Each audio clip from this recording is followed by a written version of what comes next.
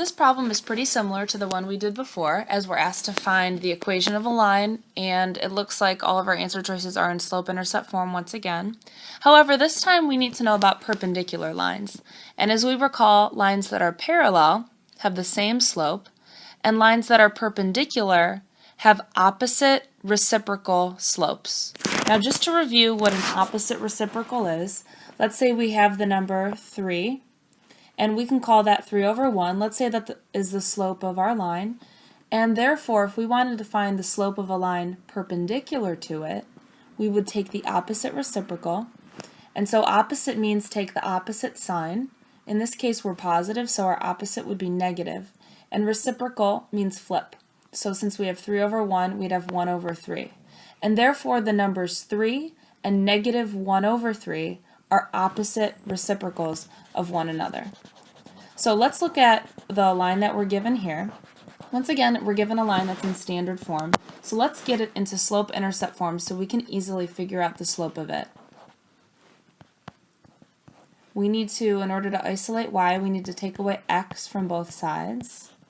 So we're left with negative 2y equals negative x plus 4. And then I'm going to put a 1 in front of this x there just so we can see that there's a negative 1 in front of that x. Let's divide by negative 2 to get y by itself.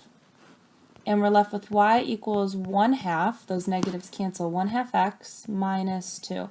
Again, we don't care about this guy at all. All we care about is the slope of this line. Now, we're not parallel anymore. Remember, we're perpendicular.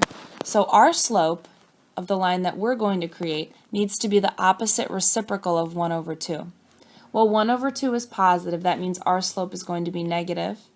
And the opposite reciprocal of 1 over 2 would be negative 2 over 1, or just negative 2. Now, if you notice, there's only one answer choice that actually has that correct slope. But let's say we weren't that lucky. Let's go all the way and solve the problem. Let's see how we get that positive 8. And this is the same as before. We need to pass through the point 4, 0. So once again, we're going to write out our y equals mx plus b and use that to find our b. We see that our y and x are 0 and 4 respectively, as we can plug those in. So 0 is going to equal our m, we know, is negative 2. We found that out. Our x value is a 4, and we're looking for our b. So 0 is going to equal negative 8 plus b.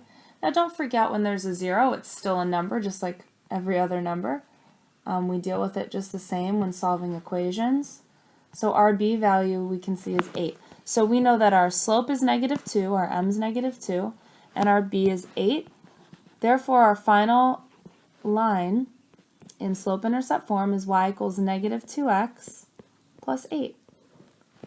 So what you should get out of this video is you recall that parallel lines have the same slope and perpendicular lines have opposite reciprocal slopes. When you come across a problem on your ACT with parallel and perpendicular, your mind should immediately think slope. They're giving me this so I can find the slope.